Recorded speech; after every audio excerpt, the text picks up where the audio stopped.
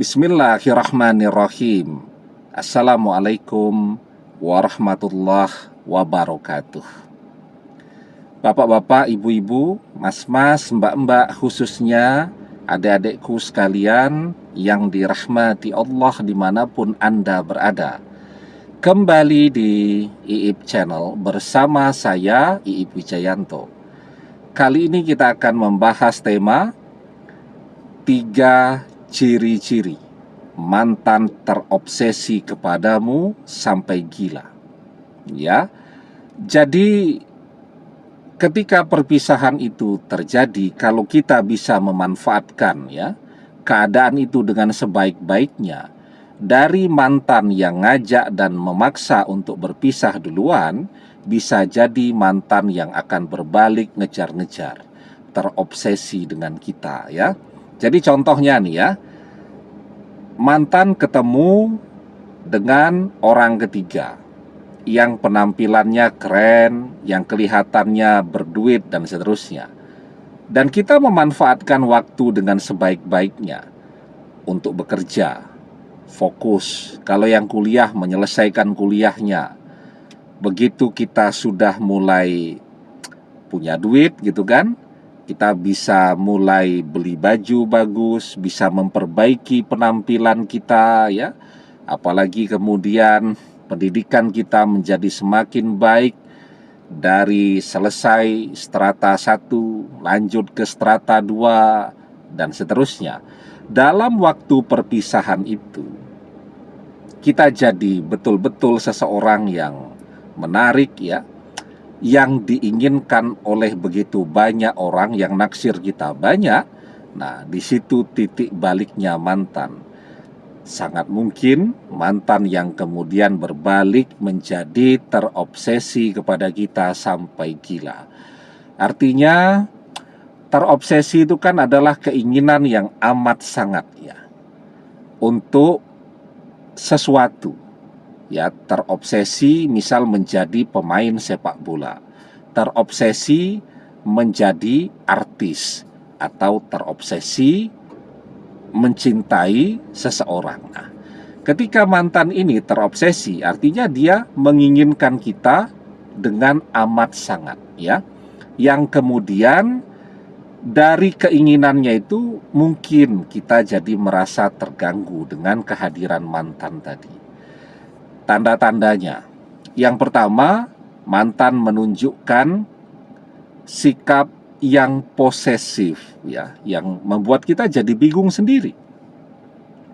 Karena kita merasakan sudah pisah tuh, sudah lama, toh dia sudah bersama orang ketiga, tapi tiba-tiba mantan muncul dan menunjukkan sikapnya yang posesif ya. Sikap posesif itu kan keinginan untuk mengatur orang lain ya dengan berlebihan. Ya, itu namanya sikap yang posesif. Sehingga tentu itu membuat kita jadi terganggu. Ini siapa nih? Kok tiba-tiba datang dalam kehidupan kita dan kemudian ngatur-ngatur kita dengan cara berlebihan. Ya, ngatur-ngatur dengan siapa kita boleh berteman di media sosial, ngatur-ngatur postingan kita, ngatur-ngatur dengan siapa kita boleh berteman, boleh jalan, dan seterusnya, dan seterusnya. Nah, jadi itu tanda yang pertama yang akan mantan tunjukkan. Yang kedua, ya, mantan akan menunjukkan rasa cemburu yang amat sangat berlebihan.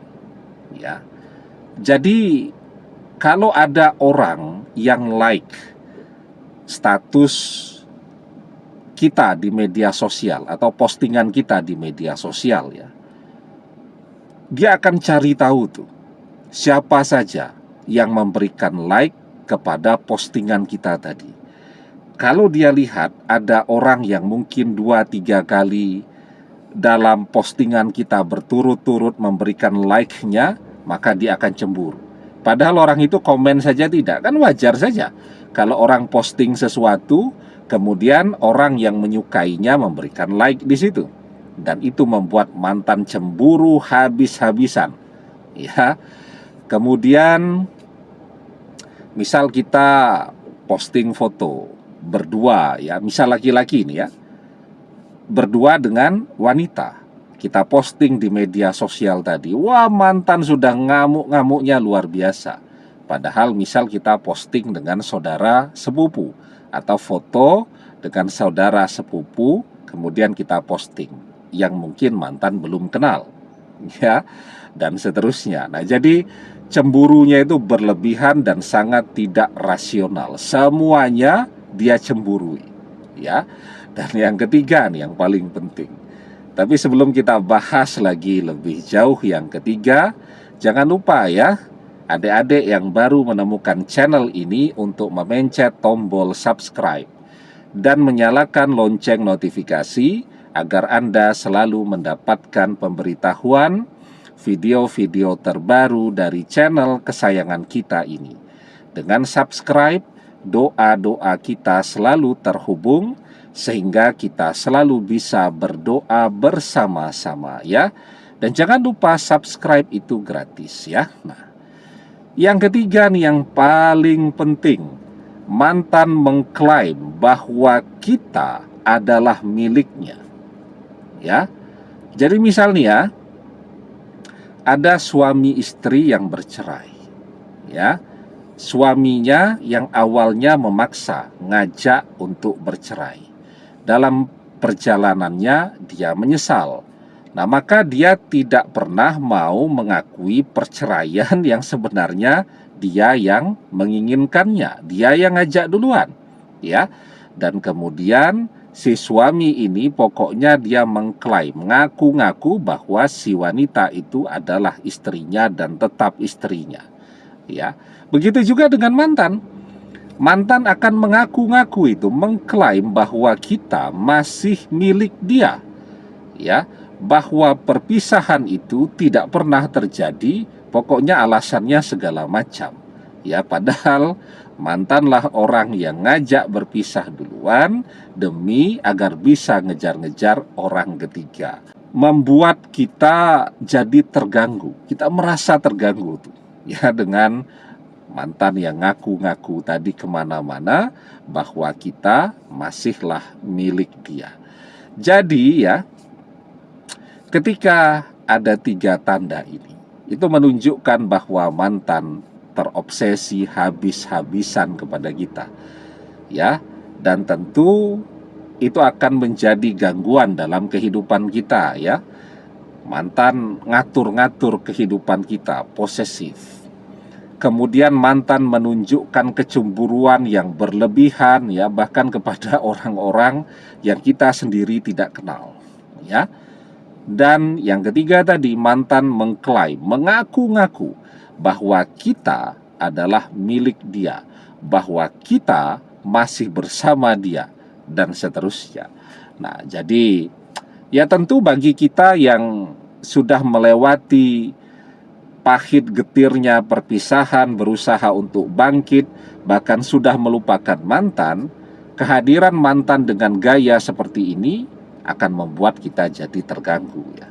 Tapi mungkin juga bagi orang yang diam-diam masih mencintai mantannya, dia akan menikmati itu, pertunjukan mantan yang demikian, mantan yang jungkir balik terobsesi kepada dia, ya.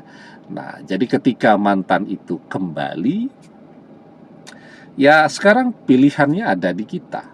Apakah kita akan menerima dia kembali? Ataukah kita lebih memilih, ya, untuk mencari penggantinya mantan?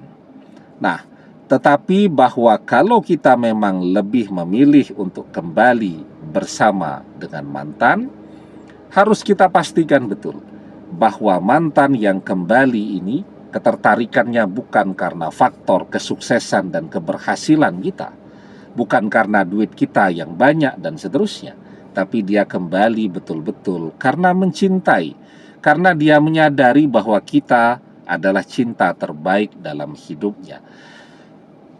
Karena kalau dia balik, faktor penyebabnya adalah harta, duit yang kita miliki pada saat ini, Maka ketika dia ketemu seseorang yang duitnya lebih banyak dari kita, dia akan mengkhianati kita kembali. Kalau dia kembali karena faktor penampilan kita yang lebih menarik sekarang, maka ketika dia ketemu dengan seseorang yang punya penampilan jauh lebih menarik dari kita, maka dia akan mengkhianati kita lagi.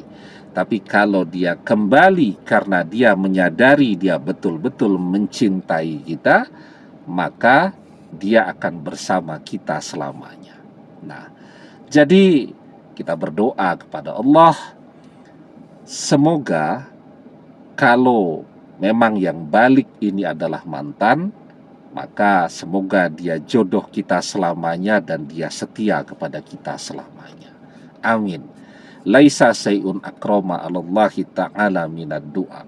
Tidak ada yang lebih penting di sisi Allah daripada doa. Karena itu berdoa memohon yang terbaik kepada Allah. Demikian, semoga bermanfaat. Wallahu a'lam bissawab, billahi taufik wal hidayah. Assalamualaikum warahmatullahi wabarakatuh.